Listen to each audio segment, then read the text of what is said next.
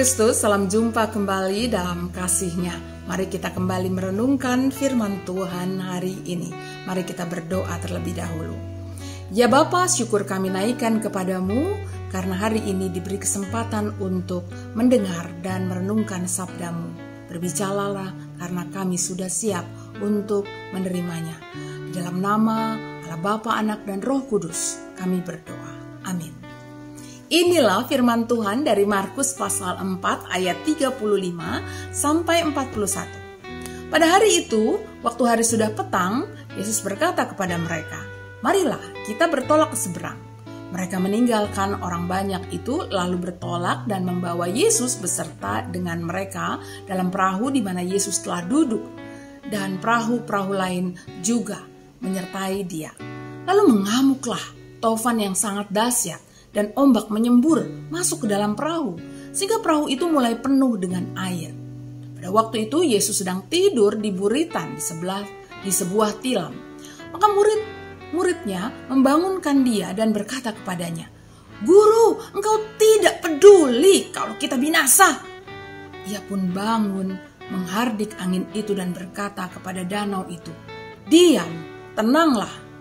Lalu angin itu reda dan danau itu menjadi teduh sekali. Lalu ia berkata kepada mereka, "Mengapa kamu begitu takut? Mengapa kamu tidak percaya?" Mereka menjadi sangat takut dan berkata seorang kepada yang lain, "Siapa gerangan orang ini sehingga angin dan danau pun taat kepadanya?" Demikianlah sabda Tuhan. Sahabat Kristus, Bapak Ibu, saudara-saudara, para muda dan para anak, tak selalu ya kita dapat merasakan kenyamanan dan kekuatan sejak bangun pagi. Ada kalanya tubuh kita merasa lemah. Mungkin itu disebabkan oleh karena salah makan di hari kemarin. Atau bisa juga disebabkan adanya persoalan atau pikiran negatif yang menguasai. Alhasil tubuh kita berbicara agar kita mengambil waktu untuk menenangkan diri dan meminta kita melakukan pemulihan bagi tubuh dan mental yang lemah ini. Ada 3 hal yang dapat kita pelajari dari bacaan kita di atas sehubungan dengan pemulihan. Hari ini saya akan menyampaikan hal yang pertama, dan minggu berikutnya yang kedua, lalu minggu selanjutnya yang ketiga. Yang pertama, mari kita lihat apakah yang terjadi dengan diri kita pada umumnya. Seringkali kita melupakan bahwa setiap momen dalam kehidupan kita bisa menjadi adalah kesempatan terakhir. Peristiwa angin badai dalam kehidupan kita bisa datang kapan saja. Para murid memandang bahwa hidup itu selalu seharusnya berjalan lancar tanpa badai. Hidup itu seharusnya berjalan tanpa persoalan dan tantangan.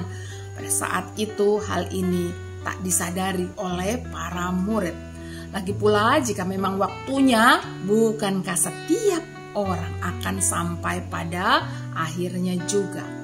Ketakutan akan hidup ini menjadikan kita memilih menjadi bersikap menyalahkan orang lain. Seringkali menyalahkan memang tak selalu dikarenakan oleh karena orang lain itu yang bersalah, namun karena kitalah yang dikuasai oleh ketakutan dan kekhawatiran sendiri. Jika setiap kita memandang dengan cara demikian, maka yang terjadi adalah kekacauan. Persoalan malah mendatangkan kekacauan begitu rupa. Saling menuding, saling menggurui, bagaimana seharusnya, saling memerintah, saling menjatuhkan. Itulah yang terjadi ketika badai datang, lalu mereka menjumpai Tuhan Yesus yang sedang tidur di buritan. Mengapa menyalahkan Tuhan Yesus mereka? Bukankah para murid lebih pandai menguasai perahu karena mereka adalah para nelayan, kan? Nah, jemaat Tuhan, saudara-saudaraku yang saya kasihi dalam Tuhan Yesus Kristus, itulah sebabnya Tuhan Yesus mengingatkan mereka akan kehidupan ini yang ada dalam kuasa dan tangan Tuhan Allah. Katanya, "Mengapa kamu takut? Mengapa kamu tidak percaya?" Pertanyaan itu adalah peringatan. Jika memang sudah waktunya orang menghadapi kematian, maka terimalah. Karena bagi kita kematian ada di tangan Tuhan. Tuhan bersama-sama dengan kita. Kita percaya bahwa hidup dan mati kita ini adalah milik Tuhan. Persoalannya adalah jika kita dikuasai oleh ketakutan dan kekhawatiran melulu akan kehidupan ini, maka pikiran kita itu menjadi terlalu penuh untuk memikirkan dan melakukan apa sebenarnya yang bisa kita lakukan yang adalah panggilan Tuhan dan karya yang bisa kita lakukan selama kita masih hidup ini. Dalam kasus para murid yang sedang menghadapi angin sakal, itu adalah sebenarnya bukankah mereka bisa mendapatkan semangat dan kekuatan? Ayo bekerja samalah dan berjuang menghadapi angin sakal. Jangan cuma mencari kesalahan pihak lain. Dalam hal ini yang disalahkan Tuhan Yesus ya. Nah, karena walau bagaimanapun dalam kehidupan kita ada penyelenggaraan ilahi yang melampaui kekuatan kita. Kepada Dialah kita memohon dan utamanya kita menggunakan daya dan karya selama kehidupan ini masih diberikan. Nah, marilah kita terus mengisi kehidupan ini dengan penuh perjuangan dan bagaimana mengisi waktu-waktu terakhir yang kita miliki di setiap momen kehidupan kita, itu yang penting. Tantangan memang bisa datang dalam berbagai macam bentuk, namun kita akan tetap berjuang mengisi momen-momen kehidupan ini dengan bergantung dan setia kepada Tuhan Allah kita dalam Yesus Kristus. Kita percaya Roh Kudus bersama-sama dengan kita. Mari kita berdoa. Ya Tuhan, inilah kami.